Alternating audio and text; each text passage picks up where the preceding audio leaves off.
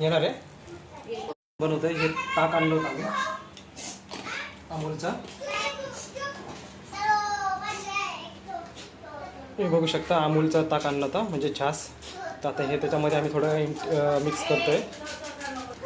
हे बघू शकता जलजिरा पावडर, थोडा हरा मसाला, कोथिंबीर वगैरे ॲड केली आहे, थोडं नमक टाकलं आहे आणि थोडा मसाला टाकला आहे आपला जलजिरा.